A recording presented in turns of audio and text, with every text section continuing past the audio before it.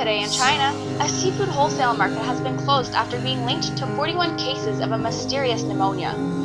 In Indonesia's capital, nearly 175,000 people remain displaced after flash floods and landslides that have killed at least 53 people.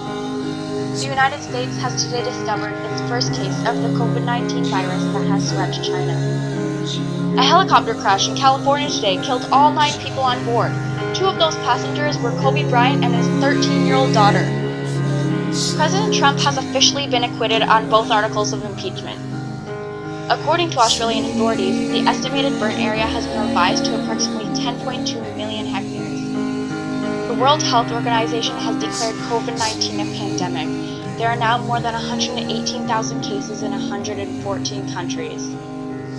Today in Nova Scotia, a man allegedly dressed as a police officer began a shooting spree, killing 22 people, including Constable Heidi Stevenson, making it one of Canada's deadliest shootings. The rampage and manhunt lasted 12 long hours. George Floyd, a 46-year-old black man, has been killed in Minneapolis while being arrested for allegedly using a counterfeit bill.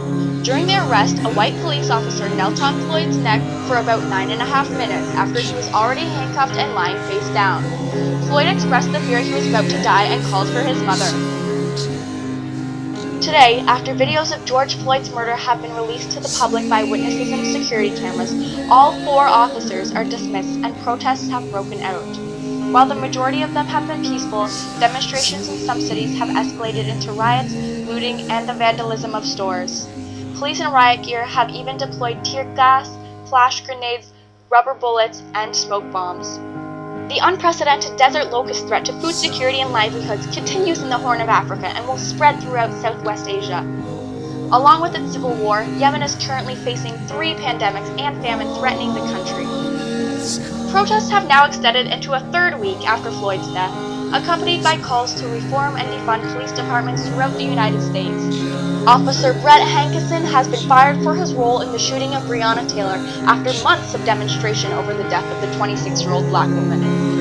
The Postmaster General acknowledged that certain budget cuts have unintended consequences.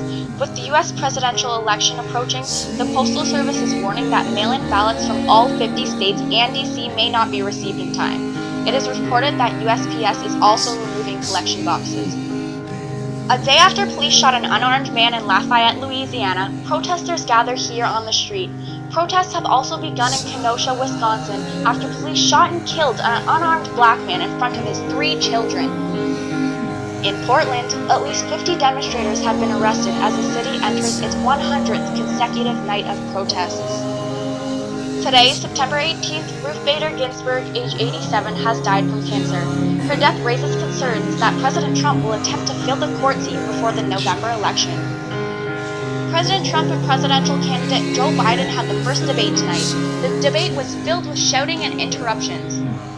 Australia announced today that Melbourne residents will be out of lockdown as the coronavirus epicenter has not reported any new cases for the first time in 4 months. Social distancing restrictions will also be relaxed in the area. Various news sources have now called the election, making Joe Biden the new president. Many people are relieved today and are celebrating the end of Donald Trump's presidency. Trump continues to claim voter fraud and refuses to concede as various nations offer their congratulations to Biden. The United States has now surpassed 11 million coronavirus cases. The vaccine has been approved of by Health Canada for use. Justin Trudeau has announced that the first of 249,000 doses of a total of 4 million doses will arrive before the end of this year. New restrictions continue to be set in place by region as the coronavirus numbers increase in Canada. America's first COVID-19 vaccine will begin arriving in states Monday morning after the government gave the final go-ahead to the shots needed to end an outbreak that has killed nearly 300,000 Americans. The first doses of the coronavirus vaccine will arrive in Canada tonight.